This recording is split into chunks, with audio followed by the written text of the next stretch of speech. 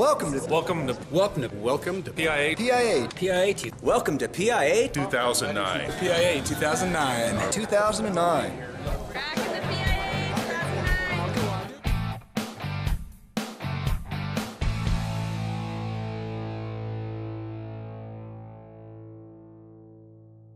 All right, we're here with Atair at PIA 2009. Right. And so, Rick, what do we have new for 2009? Yeah, I'm Rick Zachariah with Atair Aerospace. I handle business development for the company. Here with some of my colleagues, and we're here to show our J-Pads ultra lightweight system, the Onyx Ultralight. This is a 250 to 700 pound system designed to meet Marine Corps requirements. It's a fully autonomous J-Pad system designed to deliver cargo, again, in the 250 to 700 pound range. Designed by former Marine Corps rigger Dennis Walsh. You'll meet him in just a second. He'll tell you a little bit more about the system. And again, we're psyched about being here at PIA to show this system. So. Awesome. Well, let's get your partner on here and find out some of the details. Sounds great. All right, Dennis. Let's tell our friends back home that are watching this on the computer right now a little bit of some of the details about the system. Okay, I'm Dennis Walsh, Master Rigger for Atair Aerospace in Brooklyn, New York. This is the Onyx Ultralight, like Rick just spoke about. Basically, can drop between 250 and 700 pounds. The benefit of it is because you can attach it to an A7A bundle that's already authorized and used and has been used for quite some time in the U.S. military. A standard A7A bundle configuration with 4 D-rings, or you can attach it to an A22, which is a standard CDS bundle type package that's been used in the U.S. military for many years. All you have to do is hook up the 4-point spider, the 4 clips on it, and you tie it down with 4 pieces of 80-pound test to the load, whatever the bundle might be. You can attach it to an odd-size bundle, a rucksack. You can attach it to anything you need to. But part of the reason you can attach it to anything is because it has a swivel on it. And because you have a swivel on it, when the bundle goes out of the plane, if the package does spin, if it's an odd or strangely sized bundle, it will spin and it won't interfere with the deployment of the parachute or the suspension lines of the parachute. So that's the last thing you want to be jumping out of a plane and find out your load's all streamered up and burning in. So. Right, exactly. If it starts to twist up, it'll interfere with the guidance input and it won't be able to steer, and it'll interfere with pulling the right or left control line. One of the better things about it, one of the things that we're pretty proud of, is that it has a release-away static line.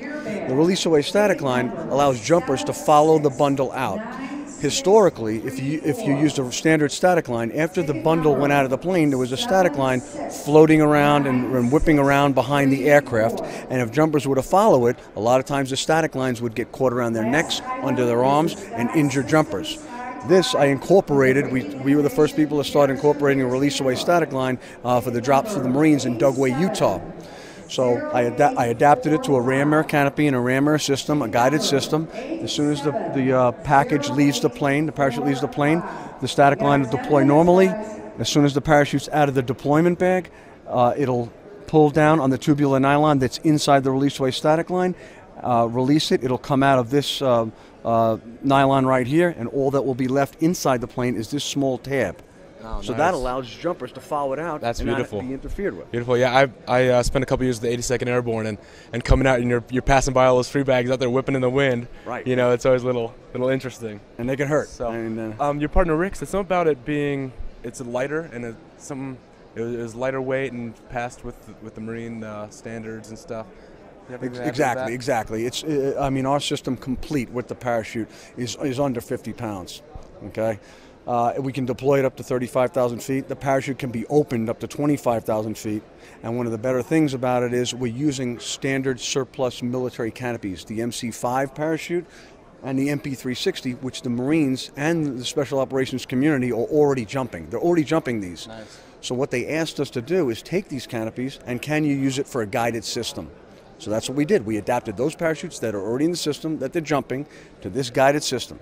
So what does that do? That allows you to not only jump out after it, but stay with it relative to it and glide with it because you're jumping the same canopy. How about with like wing loading and different flight speeds and stuff like that? Have you guys had any issues with that? Not at all. Not at all. We're out at Yuma Proving Grounds. And the Marines came to us and they said, you know, how much do you think you can drop under this system? Because the canopies are only rated, the MP360 is only rated for 425 pounds, and the MC5 is only rated to 360 pounds. So they asked us, let's see what it can do, because it's cargo. So I attached it to an A22 at 700 pounds. And we dropped those at Yuma Proving Ground successfully with these canopies at 700 pounds at 18,000 feet, and they landed within 30 meters of the target. And all that data was collated and received and sent to NATIC, and we have all that data, and that's going to be part of our proposal response. So we can drop these, our systems, with we've demonstrated it, up to 700 pounds. Nice, that's beautiful. That's beautiful. They get to use parachutes that are already in the system. It saves money and time, and the riggers are used to working with them and everything. So exactly. I failed to mention something. You can the parachute pack's exactly the same. The Marines and soldiers are already trained, completely trained on the system. There were no changes in the packing procedures. You could actually take the MC5 of the MMPS manual and pack the parachute in double bag static line configuration. Well, the only difference is you put it in a different type of container, but the parachute's packed exactly the same, so they're already trained. That's beautiful. That's beautiful. Is there anything else you'd like to say to our friends back home watching this right now and just about ready to? Look up AtairAerospace.com on the web. Take a look at our videos. Take a look at some of our products, and we look forward. Hopefully, maybe we'll get a special on television and be able to see it some more. And once we're in the process, one of the competitors that may be selected. Hopefully, if that turns out positively, you'll be seeing a lot more of Atair Aerospace and the Atair Onyx Ultralight. All right. Well, thank you, Dennis. Thanks for spending some time with me, and we'll be seeing you guys around. Yes, sir. Thank you.